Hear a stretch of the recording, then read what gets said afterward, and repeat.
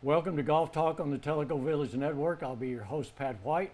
If you happen to be looking for videos to watch and you were looking for the Birds of Tellico Village Volume 2, you missed.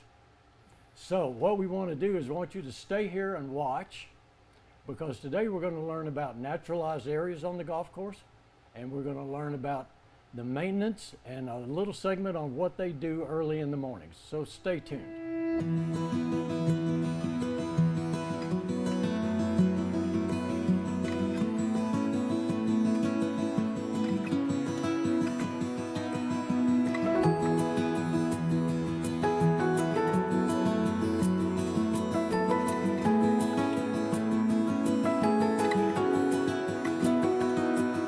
I'd like to introduce our two guests again today. Casey Flenniken, Director of Golf, and Wells McClure, Director of Maintenance. Thanks for joining us, guys. Thanks, Pat. Hey, we just hosted a huge event here in Tellico Village, the state match play through the TGA. How did that go? It was great. I know from a golf ops perspective, you know, I got a lot of phone calls, text messages from some of the best players in the state, the best players in the state. And a lot of them were just wow. I heard Sweetens Cove on steroids, you know, because it's an actual golf course and not just a smaller golf course. You know, that all those natural areas and that kind of the amphitheater on multiple holes. This is at Kahidi, right? It's at Kahidi, you know, it's just a really good hidden gem almost, you know, in Vonore. And I know Wells's team and Jordan's team, I mean, they just knocked it out of the park. The golf course is unbelievable. Yeah. So there's a lot of work that went into preparing for an event like this. Yeah, This isn't a typical Tellico Village tournament. Yep. This is a big deal. Yep. How did you prepare? What did you do? Well, you know, Jordan's focus all year, Pat, has been focusing on his putting surfaces, primarily, you know, leading into member guests in June, and we had such a good, cool kind of spring, late spring. The greens at Kahidi were phenomenal for member guests, and Jordan, as soon as member guests was over, he switched his focus for 4 weeks down the road and said they need to be this good or better for the match play event, and he just kept on his program, kept doing what he was doing. We were blessed with good weather. There was a little bit of rain late June, early July, but the program that Jordan runs at Kahidi is so sound, fundamentally sound on his greens. He didn't have any hiccups going into it, so he could really focus on ball speed, playability, firmness going in. So he just continued to just really do what we try to accomplish in Tellico every day, but just at a little higher level. You know, his attention to detail was phenomenal.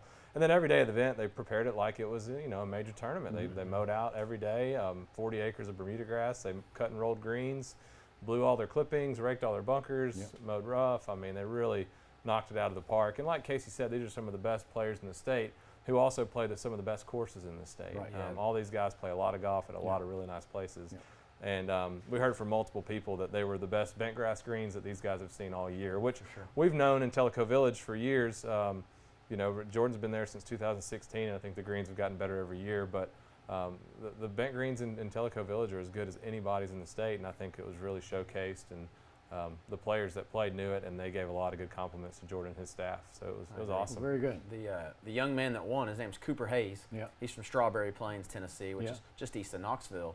He plays at Lipscomb University in the middle of the state there. And the cool part about Cooper winning was he was the second alternate. Really? He wasn't even in, and a couple guys dropped, and he got in and ended up winning the event. Wow. You know, Pat, when I look at that event and you go to the social media side of things, because obviously anytime you have successful events like that, it's posted everywhere in today's world. And we got over 40,000 social media impressions. So, you know, that kind of extension to the outside world for us to showcase what we have here in Tellico Village, I think makes events like that worth our while. And am I wrong in saying that typically golfers are a little bit on the critical side of a course? Sure, They'll absolutely. point it out a deficiency in a heartbeat. Well, when we hit bad shots, it's not our fault, Pat. You know, it's got to be somebody else. Blame it on us. Well, we're entering the fall season. Last month you talked about changing some of the tee boxes, aerating the fairways. Can you update us first on that, and then second, what are we doing to prepare for the fall season? Yeah, absolutely, Pat. The past month or so, through the month of July, all three golf courses have focused a lot on, now that kind of member guest was over, leading into the TJ event at Kahidi. We all tried to focus on getting some of our warm season grass areas aerated, tee boxes, greens rounds primarily. And then if we had time, we did a few spots in fairways, high traffic rough areas, and we were able to get a lot of that done. This was the most aeration we've done at Tenassie, and I believe at Tokwa, out in the fairways and tee boxes and stuff in a long time. And it's beneficial. A lot of complaints over the winter time the past few years is how wet some of our low spots have stayed. And we're very busy. We don't close. So where some courses have a summer closure for aeration, we just try to piece it in where we can. So we're going to try to make sure and take care of a lot of that in the coming years, and hopefully remedy some of these soft areas. And it's great. It gave us a lot of material. So, you know, we talked in the last episode about using some of that material in some low spots on the golf course. We were also able to use it to kind of finish out or top off the new tee boxes at Tenassie. So last week we laid, with the help of some guys from Kahidi and Tokwa, we laid 11 pallets of sod at Tenassie and got 15 and 4 done. And we're waiting on some zoysia sod for 17, and it should be done by the end of the week this week. So it's been a busy but fun July, and we're looking forward to August. And now as we kind of come into August, it's a tough time of year. We're still growing a lot of grass. All 3 golf courses have already lost 1 or 2 seasonal employees, and over the next few weeks we're going to lose a few more going back to college. Great kids. Without those guys, we couldn't do the detail stuff we do through the summer. But August is really just kind of focused on mowing, maintaining, buttoning up some summer projects, and getting ready for fall golf season, which kicks off following our fall dry ject, which is in it's the Tuesday, Wednesday, and Thursday after Labor Day. Tenassie on Tuesday, Tokwa on Wednesday, Kahidi on Thursday. And it's a process a lot less invasive than what we do in the spring. We just come in with a machine. It's contracted out, but we help them, and it's high pressure water that blows a hole in the green, and then it just backfills it with sand to dilute that organic layer at the top. And you know, coming out of that, we're all hands on deck, looking forward to fall and football season, and so it's not far away. So how does that affect playability to the golfer? You know, as we just talked about, Pat, if you hit a good shot, then great. If you don't, then now you got the excuse, right? So when you see an aeration hole, if your ball goes into that, then you get ground and repair relief, right? And some of those are really small holes. Maybe it's a medium size or a larger one. But if your ball rolls down, you can clearly see it's in that. Just move it to the nearest point, and you just play on as you normally would. As fast as that Bermuda grass is growing right now, that's going to be minimal, right? And then when the bent grass greens, when they do the dry jack, you know, it's a couple weeks. Yeah, but really the playability right after is really good. Ball roll is still there. Within a couple Green speeds days. are there. You'll still see the holes for a few weeks, but they won't affect the ball roll. Yeah, for sure. Casey, this one's back to you. Can you update us on the calendar events remaining of August and first couple of weeks of September? Sure, absolutely. In August, we're running over 60 shotguns. Wow. You know, most of those are just our normal league play that we've talked about in the past. A lot of our members play in those kind of shotgun events, and they're a great amenity for them. And one of the reasons they probably moved here, right, is those shotgun events, a great chance to be social. And then outside of that, we've got some of our normal outings. There's a kids benefit outing going on at Kahidi. There's a high school event going on at Kahidi in the month. So that's great to see them out there. You know, that's essentially maybe the future of Tellico Village, right? As those people come see, and their parents come see the properties that we have and how good our facilities are. So we welcome them with open arms again. It's only a day or two, and then we'll do our shotguns as normal. So busy, Pat. And I think it's a great segue to talk about July. Right. In July, we did 12,621 rounds in Tellico Village. That's a record. I'd have to look at the record books, but if it's not, I would be shocked. That's almost 20% year to date of our total rounds. Wow. So, and we're 7 months in. Right. So, a true testament to these guys. As he said, they close for 1 hour a week. That's all they get. You know, and the golf courses are great. They're getting beat to death, and they still have the playability aspects and look the way they do. So, and a great job by our golf ops staff. You know, it's a lot of foot traffic through the golf shops. You know, and so just a total team effort on golf maintenance, golf ops. You know, just proud of everybody. Last month, right at the end of last month's golf talk, you teased us with Tellico Village Network following you around. Yeah. Did you bring us an update? Yeah, sure, Pat. So that day, Tellico Village Network again met us out at our Kahidi facility. Yep. Again, one of my favorite places to see the sunrise in Tellico Village. It's awesome out there, and Jordan and his staff do a great job. And so they kind of followed us around in the morning, started at the morning meeting, 5:30, 6 o'clock in the morning, and followed around some of Jordan's staff that day just to kind of get an idea of what all goes into, you know, before that guy with that 9 o'clock tee time even wakes up to have his first cup of coffee. Well, a lot of people around here wake up pretty early, so I don't know if we're beating them on the cup of coffee, but a lot that goes into it before the sun really comes up and gets the day going. Yeah. And we also were able to tie in a little bit of moisture meter video in there to kind of explain in a little further detail how we prepare the greens throughout the summer for moisture. Why you see them walking up and sticking that thing in the ground. Yeah, what it's changing the doing. hole. Yeah. So you're going to show us that video now? Yeah, absolutely. It's coming right up.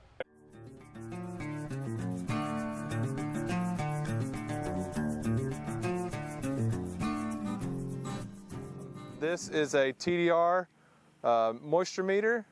It measures the volumetric water content, and we use the 3-inch probes on the bottom of this, and it just kind of gives us a baseline where we need our moisture to be for the day.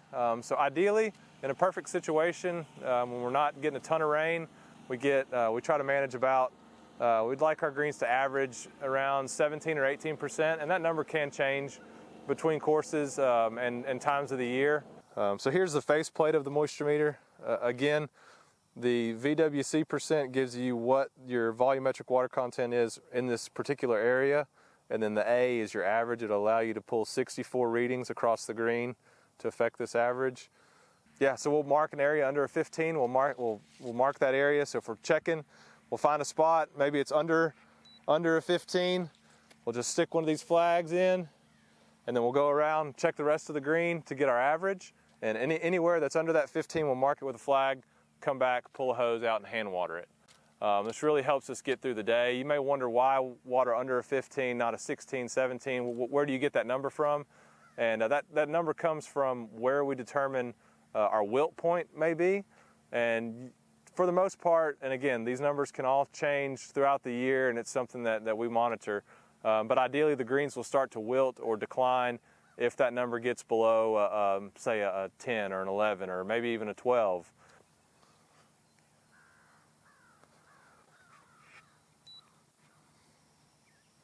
And again, right now the greens are pretty wet from the rains, so we're just kind of checking everything to get a good baseline for the day.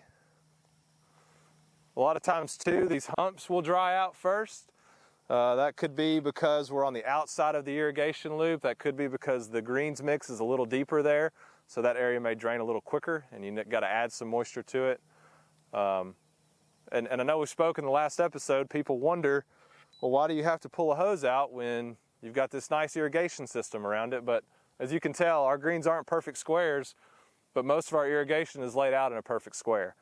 So if the green's a oval and the irrigation system's laid out in a square, you're going to have areas outside of that square that aren't getting the same amount of irrigation coverage as you would in the center of the green. So most of the time when we're hand watering, it's on a hump, it's on an edge, it's somewhere outside of that block of irrigation heads. So ideally we water it in the morning, it gets us through the day. We do a quick check in the afternoon. If the greens are a little dry, we will check in the afternoon. Right now, again, it's July 12th right now, and the greens are quite wet. We've had quite a bit of rain the last few weeks, so we just kind of check them in the morning, see where their baseline's at, and we don't have to do much the rest of the day.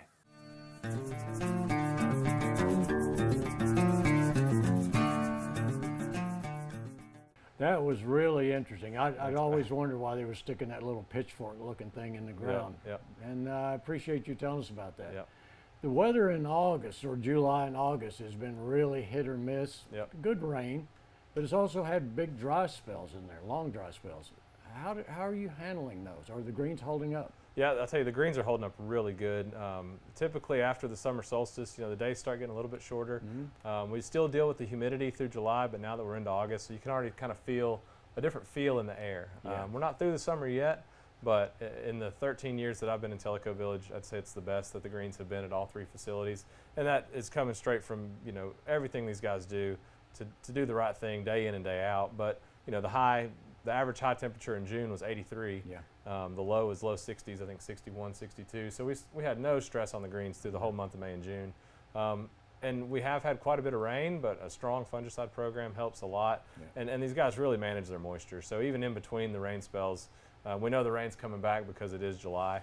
So we'll do a lot more hand watering, try to keep them as dry as we can to keep any disease pressure down and know the rain's coming. But so far, so good. I think everyone hasn't had any hiccups. A little wear, traffic wear, just from the greens getting a little soft this time of year with all the rain. Walk-on, walk-offs again. If it's brown go around, doesn't really come into play anymore on the Bermuda grass, but if you're on the green and you notice it's an area of high traffic and you might notice a little thin spot right on that edge of green, if you see it, you can walk around it. That'll help. Well, pass the word on to your guys. I don't think I've ever seen the greens this good, this consistent since I've lived here. Yeah, it's and been we a good appreciate year. it very much. Yeah, thank you. Casey, I understand Mark Croy is moving out of Tellico Village. I hope you brought us another segment. He is. Mark's moving to Southern Florida, and we wish him luck, and we'll miss him for sure. But he was gracious enough to give us another tip. You know, a lot of players that I see out on the range and on the golf courses have a tendency to come over the top, and what that means is they have an outside-in path. So what the outside-in path is, if you've got a square club face to that path, you'll see that ball be pulled. If you're a right-handed player, it's pulled to the left.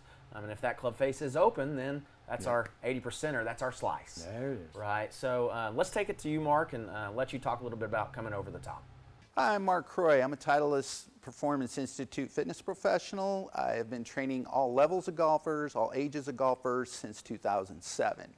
What I'm going to do is present to you today some great exercises. As we age, we start to lose mobility, flexibility, core. Come in and see me. We take you through a movement screen. We find out what your restrictions are, what your strengths are, weaknesses are, and we make a personalized program to help you take your golf game to the next level and keep you playing safe and having fun. All right, what we're going to work on today is called over the top. It is the most common swing fault in your high handicap golfers, amateur golfers. And Carol here is going to help me today do some demonstration on what to do and what not to do. So what we're first going to do is have Carol set up in her golf stance. And when you're working on over the top, or what over the top is if I were to stand here and you were to look at this dowel and this club, her club should come above, her club should stay in alignment with this as she swings down. What most golfers do, go ahead and come into your backswing, Carol, is they get way up high and they turn their hips, they turn their shoulders, they turn the whole thing. And then as she swings down, she's coming over top of this and she's coming outside in with her golf club, and she actually wants to come inside out and not be twisting her whole body, because this leads also to back injuries, knee injuries, and if you're really stiff after your golf game, a lot of it is because of your poor mechanics. So we need to be able to dissociate the two. So when she goes into her backswing, she actually wants to come up into her backswing. She wants her hips to stay square to the ball, and then she wants to come here, this arm is straight, and then when she drives, she needs to lead with her hip first, and then she comes down through with the club. See how the club's coming inside, club face is square. She's going to follow that line, and then she's going to come straight on out that way. And that way she's dissociated the two, and she's using her hips correctly. She's going to get a lot more whip, a lot more power behind the ball with a lot less effort. All right, so our first exercise to overcome coming over the top is a dissociation or a torso twist. I'm going to have Carol come in here, and we're going to do a little demonstration on how you can work on that. So what you want to do is you want to set up in your golf stance, so get yourself apart. And what we're going to do is we're going to take this club, and we're going to have Carol hold it up here on her heart with her arms crossed, and her shoulders are back and relaxed, and she's in her posture. Now what we want to do is we want her to be able to turn her torso up here and keep her hips still. So if she rotates and she carries her hips with her as she rotates and then she goes the other way, this is what we're trying to undo. This is one of the main reasons that you're having your swing problems. So go ahead and set yourself up, Carol. Now what you're going to do is she is going to turn. I'm going to just hold her hips and have her turn and then come back and then swing the other way. And see how her shoulders point at the ground as she turns, and then go the other way. And you want to do this with a little bit of, you don't want to go real fast, but you want to be nice and smooth through this action. And then she should be able to separate, or you should be able to separate without using your hips. So you got it. She's still kind of flowing those hips a little bit, so she just needs to turn. And if you're carrying your hips with you, that's telling you you're probably moving too far. You're getting over your skis, you're going too far. So you just want to start small and work on this and then build upon it. And as you get better and better and better, you'll be able to rotate further and further. And remember, you want to rotate like you're rotating around your spine in your swing, Because like I said, a lot of people like to rock a baby, so they'll tilt up and down as they go and swing their arms. You want to actually rotate like you're rotating around your spine. Hi, this is the second exercise or second important component of being able to not go over the top. Again, dissociating your upper body from your lower body. Earlier I talked and showed you how to use your upper body. This time I'm going to show you how you're supposed to hip twist and separate from your torso. Again, I like a club up here because a lot of people, you might not be tuned in. Obviously, if you're having challenges with your swing, you probably can't see what you're doing when you're swinging, so the club gives you a good visual. So if I hinge over into my posture here, now I want to keep my upper body quiet and I want to rotate my lower body. One thing you want to make sure you do is you keep your knees bent when you do this. You don't want to lock a leg out or lock, because if you lock a leg out, you lift your hip, you stand up, you're coming up, and then prompts you more to come over the top. So you always want to keep your knees down or bent or in your hinged position. So then once I'm here, I want to rotate my hips. So backswing, swing through. Backswing, swing through. Try not to collapse a knee or collapse a knee. All you're going to do is beat up on your back. You're going to take power out, because this is where all your power comes from, are your hips. So you want to make sure that you're stable and that you can rotate. See how my upper body stays quiet? You don't want to, this is what you want to try to avoid. So you want to be able to backswing, swing through, backswing, swing through. You want to be able to do this motion staying in this posture so you're not standing up and coming over the top. If you're challenged with that and you're still struggling a little bit to keep your upper body quiet, you can put your club down and hold it. It creates some stability, makes you feel a little more stable, and just work on it. And I say just go slow and work on it. Don't try to go fast. We're not learning to dance. We're learning to swing properly. So just backswing, swing through, backswing, swing through. Start slow, and then you can work yourself to go a little bit faster when you're doing it correctly. This is the third exercise I talked about with coming over the top, that you have internal and external hip rotation issues. Some people are really tight, so they can't internal or externally move their hips, mostly on the internal part. So this is a great exercise. This is a 90-90 exercise, and there's some variations to this because obviously not everybody's going to be able to do it, and I don't want you to get hurt. I want to make sure that you can do it properly and get what you need out of it and help those hips. Ideally, this is the best position. This leg's in a 90 degree, this one's in a 90 degree, and I can stay up. Okay? If you can't, you can put a hand down. You're going to have to start somewhere, and some people can't even put this front knee down. So you want to get a pillow or a pad underneath that knee, which is fine. And then also when you're doing this, you may not be able to reach without falling over. So you can just start with one hand and lean.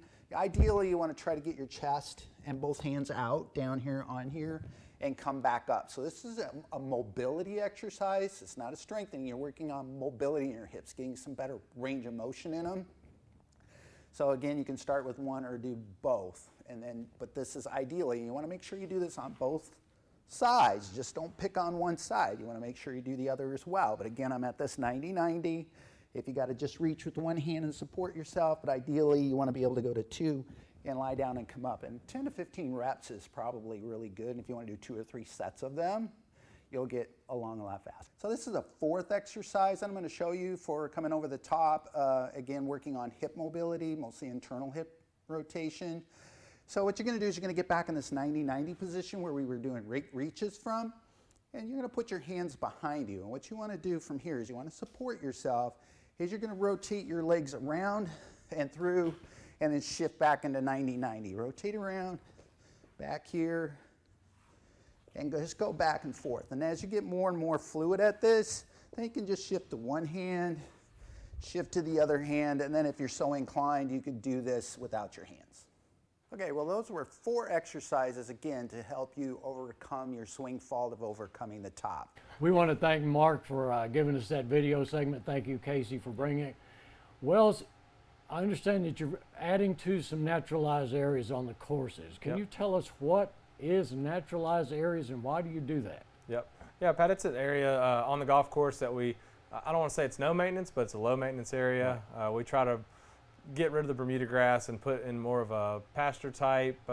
It's a mixture of different grasses in the area. We started with the fescue that we'll let go to seed. It looks just kind of like a natural field. But over time, wild oats and broom sedge and some of the more natural grasses to East Tennessee will take into these areas. And you'll see as they mature, they look different than when you first planted them.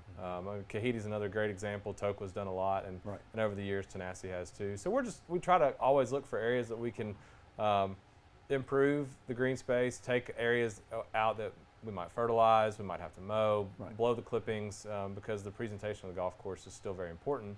So if it's a big Bermuda area that doesn't receive play, but we mow it and it produces a lot of clippings, we got to go blow it, and it's saves a lot of fuel too, doesn't it? Saves a lot of fuel. Hourly costs. Yep. Hourly fuel, hourly cost for a guy mowing it.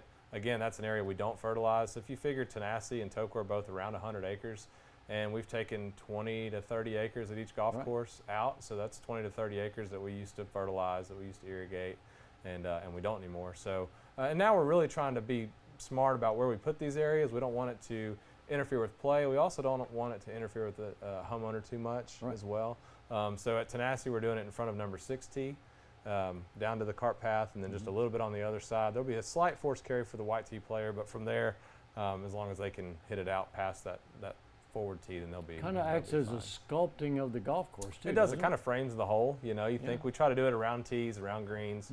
Try not to get much on the sides of the hole unless it's like a big space like what Kahiti has on down the edge of some of their holes. So yeah, it's about an acre at each place, and we're looking forward to Kahiti's doing some on number 2. So we're looking forward to doing that, and we're going through our Audubon recertification process. So as long as we continue to show that we're doing the right thing, we'll continue to have that nice membership. So Casey, I am hoping that you brought us another golf tip. They're really helping me out. We did, Pat. So about 45% of the game is putting, right, in a Tellico Village golfer's skill level. And, that is, if you don't 3-putt as much as I do. Well, so here's what we're going to do. So a lot of times 3-putting is probably speed related, right? I always joke I've got 5 rules to putting: line, speed, speed, speed, and speed. Okay. Right. But a lot of that's green reading, right? How do you know how hard or soft to hit it if you don't know if it's uphill, downhill, side hill, whatever it may be? So one of our assistant golf professionals at our Tenacity facility, Mr. Lucas Forstrom, has a putting green reading tip for us. So let's take it to you, Lucas. Thanks, guys. So Lucas Forstrom here with you here at the Toqua practice facility. I'm the assistant golf professional here at Toqua, and today we are going to be talking about putting, specifically reading putts and how we do that.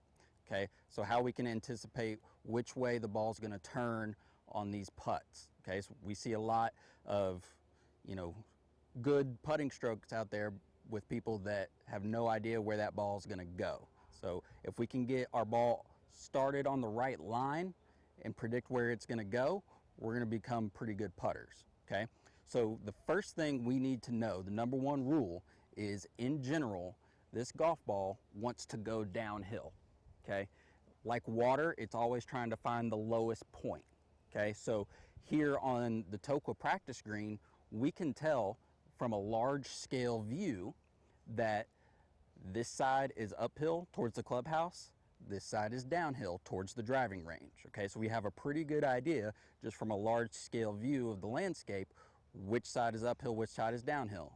And we know the ball wants to go downhill. So we know that the putt we're going to hit here in a second is going to try to turn left. Okay, now if you're not completely sure which side is uphill, which side is downhill, there's a couple things we can do to give us some clues as to that. Okay, number one is if we kind of stand in our line here of the putt, we can start to feel this with our feet. Okay, so as I stand here, I can feel naturally my weight goes to my right foot because it's downhill. Okay, it's just gravity. All right, so I can start to feel that a little bit in my feet. Okay, another clue that we can have is if I stand on this side of the putt and look up, the grass is going to appear darker. Okay, that's because the blade of the grass is also affected by gravity. Okay, so it starts to bend over, all right, because of gravity, and now it's bending to this side because that's downhill, so I'm looking into the shadows of the actual blades of grass here, so it's going to appear a little bit darker. If I go to the other side and look downhill, it's going to look shinier. Okay, so we kind of put together all of these clues to figure out how much this ball is going to try to turn downhill. Okay, if you really don't know, you might just have a straight putt. All right, So the second biggest thing is we know this ball wants to turn left, okay? But how much is the question, okay? And the answer is, well, it depends, okay? And it's gonna depend on how hard we hit this putt, okay? So one of the things I like to do when I'm reading a putt is I start by asking myself, when I'm behind the ball looking at the putt, I start with, if I hit this straight at the hole, what would the ball do? Okay, I know that this is gonna turn left of the hole if I hit it straight at the hole, but in my mind I'm picturing how much. So I think if I hit this straight at the hole, it's gonna miss about 2 inches below the hole. So if I hit one here straight at the hole, okay, let's see what happens. Couple inches below the hole, okay? Now, so I know I've got to start this ball right of the hole, okay? Again, the question's how much. So for this first one, I'm gonna try to get this ball to start at that red tee, okay? Now, if I hit this ball firm, okay, so have some speed on it, it's gonna hold its line at that red tee and break late into the hole, okay? So let's check that out. So again, trying to start this ball at that red tee, nice and firm with the line, nailed it in the middle, okay? Now if I hit this putt softer, it's gonna break more, okay? So then if I hit it softer, I've gotta start it out closer to that white tee. So if I go here and I don't hit it as hard, we're gonna see that start to break late across the hole, okay? So that's a big difference. You probably see it a lot if you guys play scrambles. You see the person go before you hit a putt and you're talking about, you know, where's the line, where's the line? Well, a putt that breaks, it depends on how hard you hit it, okay? So then this really comes into play when we have different distance putts, okay? So one of my preferences is when I have a longer putt, I like to play more break and try to hit it softer to allow that ball to kind of settle in close to the hole, where it doesn't really matter, you know, if I get it to the hole, because I'm not necessarily trying to make it, I'm just trying to get close. But then for our shorter putts that we're trying to really make or feel like we should make, I don't really want to give up the hole. I don't want to aim outside the hole. So I'll aim it in a little bit closer or even at the edge or inside the edge of the hole and try to hit it firmer to keep it from turning outside. So I'll do one of those as well. So if I'm a little bit closer, say from here about 4 feet, okay, I don't really want to aim outside the hole here, so I'm gonna try to start this putt right on the right edge of the hole, hit it firm, and hope it maintains its line and goes in, okay? I didn't want to give away the hole just in case it didn't break and it would stay high. On this ball going uphill, where I've got to hit it a little harder, okay, that ball's going to be moving faster at the beginning, so it's not going to turn right as much, okay? So this putt up the hill, I'm going to try to start at the white tee.